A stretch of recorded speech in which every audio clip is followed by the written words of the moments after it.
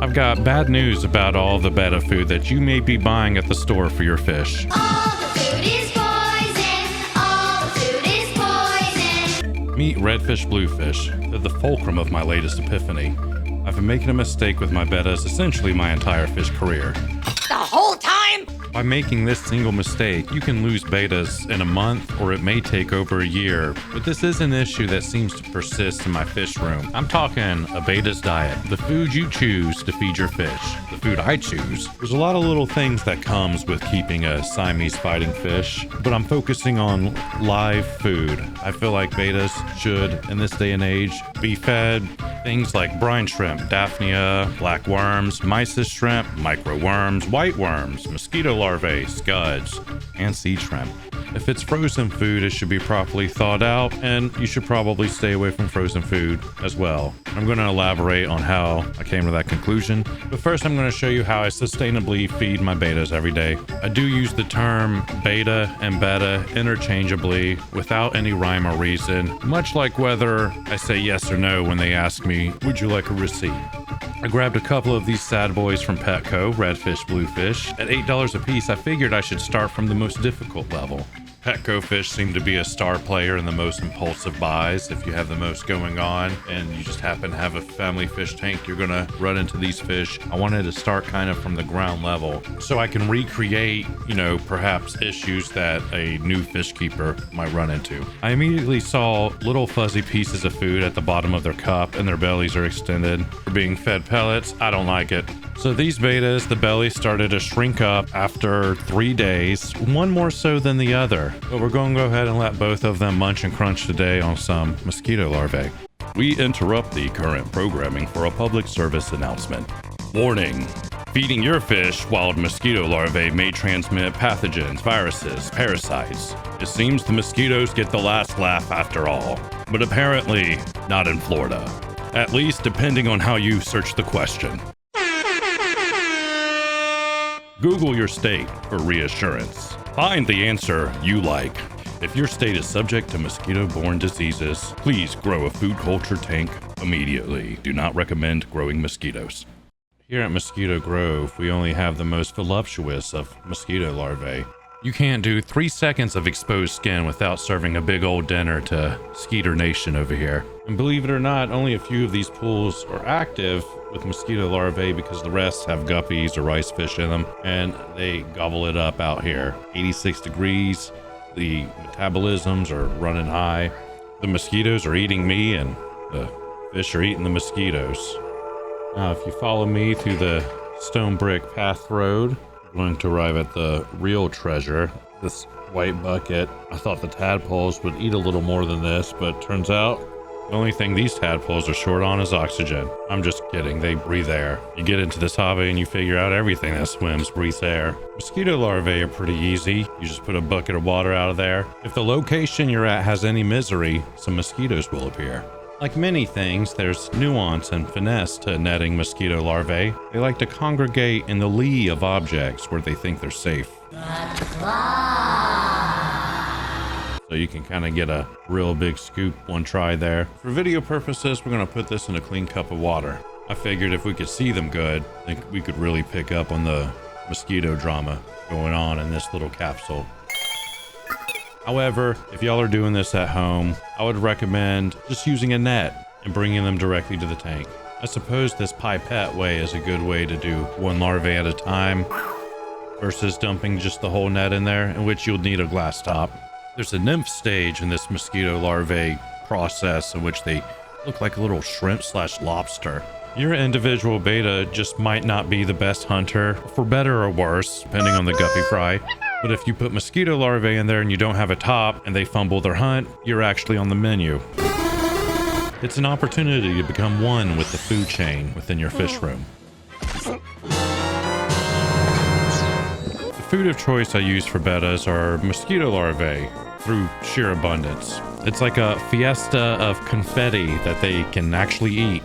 Just close your eyes and open your mouth and point it to the sky and you get a little gift of mosquito larvae confetti.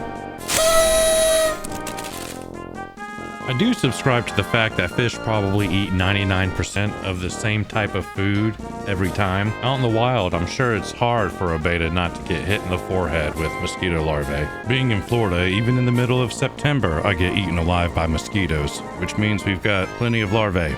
It's poetic, really, that these guys fed on me and now I'm feeding on them, because basically I don't have to buy any fish food.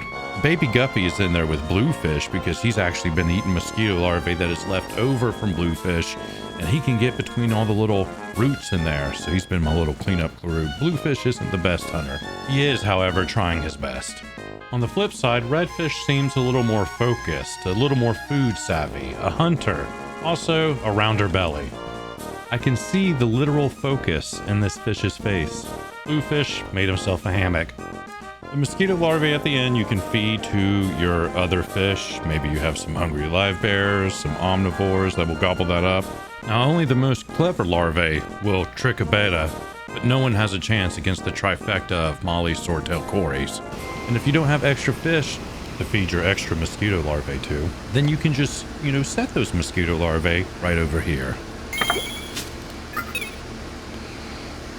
Bettas are inquisitive little buggers, so a lot of times in the market you'll see things to enrich them, a floating log, a leaf.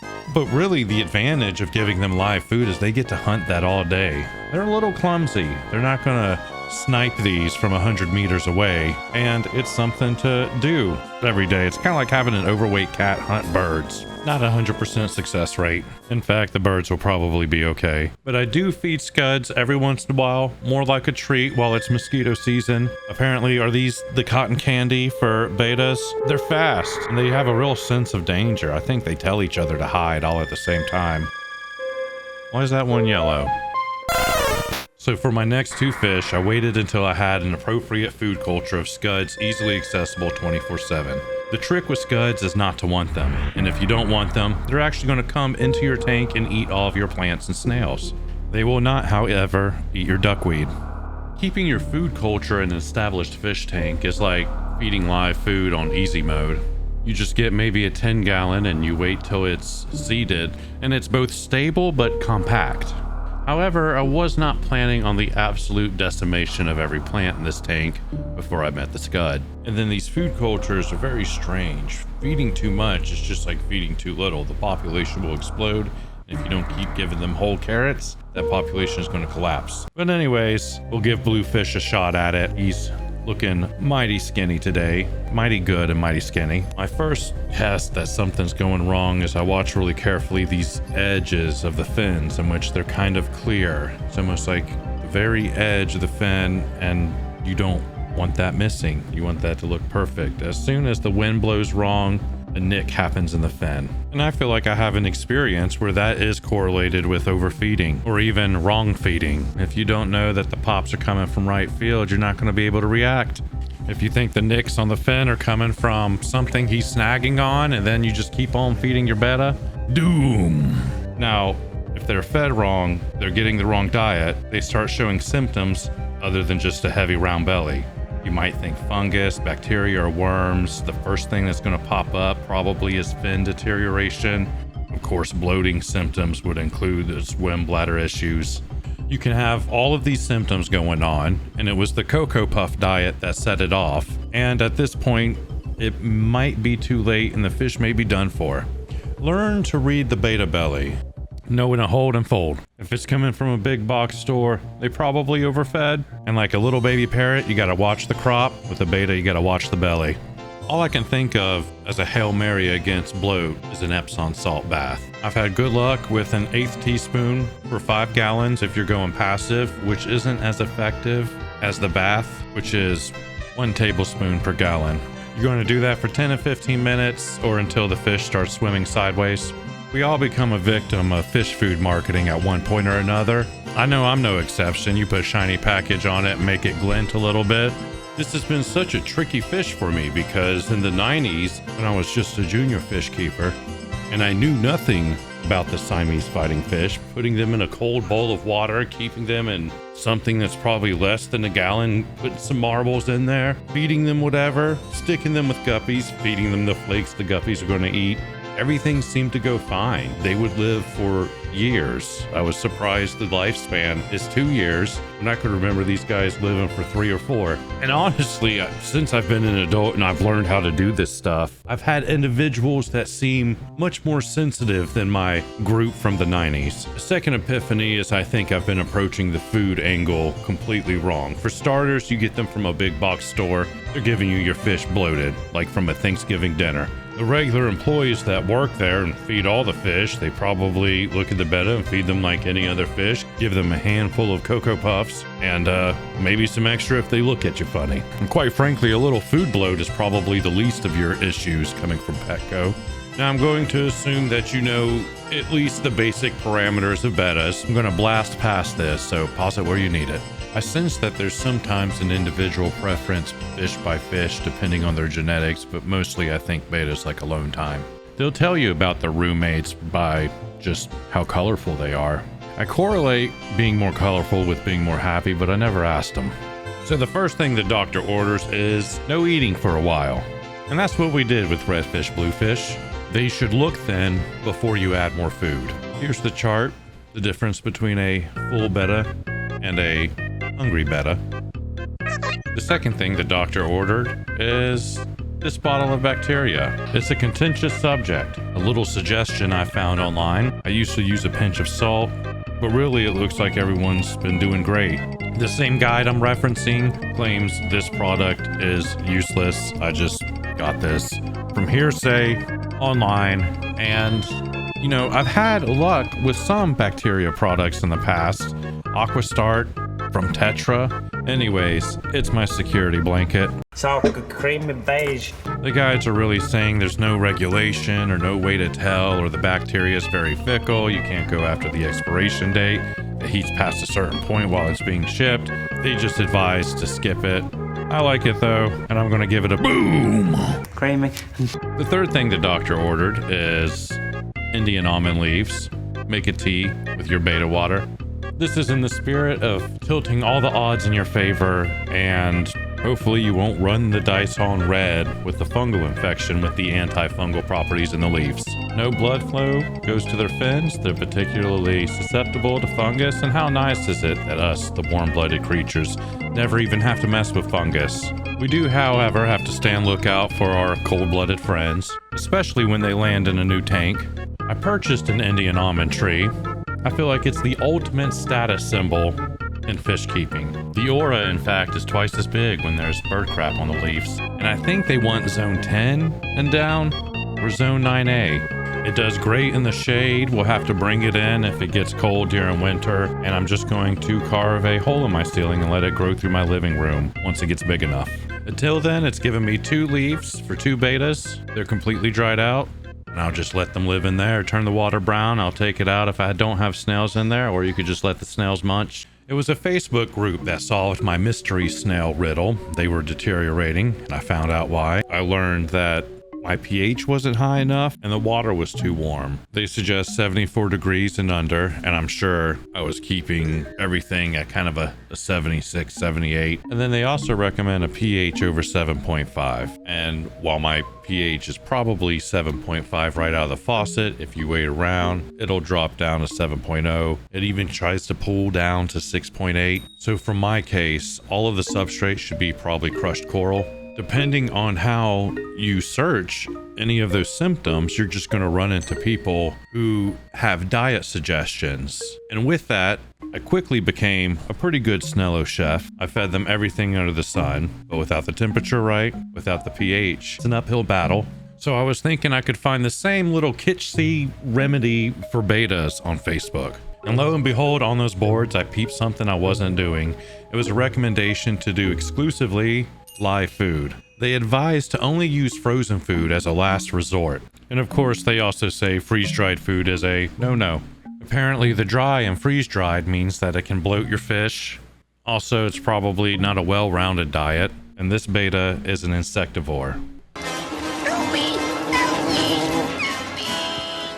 I keep talking about this guide, and what I'm talking about is on this Facebook group, under this guide by this author, And of course, I know that, believing what you see on Facebook can be corny, but reading a book could be helpful. But a lot of the information gets updated quicker on something like a Facebook page or forums. I also like to watch conversations about problems being worked out online, but once you become a self-proclaimed expert, you're going to see lots of false information being exchanged. I saw someone say sponge filters were not good, not effective. Hole in my heart. My last soul searching into updating my food method for bettas, I was doing frozen foods as a primary and freeze-dried as a last resort. Apparently, it's supposed to be live food as primary, frozen as a last resort secondary, and then they do say that Fluval's bug bites are alright, although they say right there there's potato and wheat in it. As for everything else, garbage apparently. The carrots, the peas, the celery sticks, the meat and the fish will make you sick. These bettas happen to be so inbred, or what's the opposite of natural selection? Would it be unnatural selection? They've got sensitive tum-tums. Anything but what Mother Nature provides is apparently not up to par. If it has a patent on it and it's pellet shaped, chances are that fish food company has found a way to sneak some veggies in there. That might be helpful for an omnivore like a dog or a guppy, but not so much for a carnivore like a cat or a Siamese fighting fish. I don't like green food. Even frozen foods can jack them up. I did want to point out a discrepancy. The guide that I'm referring to says variety is key, and for me, I put that way in the back of my head. Maybe through pure accident, they get 3 or 4 different types of live food, but I do approach fish in a way where I'm thinking they're eating the same thing all the time for entire bug breeding seasons. And we all know how I feel about the tetragranules that I feed to my live bears. Spin it! Let's begin it. This continues to kind of add up to what I know reality to be, because maybe the 1997 beta could have been a little less inbred and was able to take a little soy in the diet, so that's why they tended to live their full little lives right on those pellets. When you search about food for bettas, you're going to get so many different results, a lot of different things to choose from, a lot of opinions. Put my vote in as that all of this food is poison. All the food is poison. All the food is poison. I feed all of my bettas live food exclusively. If someone's giving you beta food advice, just take a look at their beta and make sure it's not swimming around with a marble in its gut. If your guppies are thriving, but your bettas are dying, consider their diet, because it might be an omnivore versus carnivore kind of thing. Cat dog. Hopefully this furthers your betta endeavors as it has mine. Until next time, fish keepers. Until next time.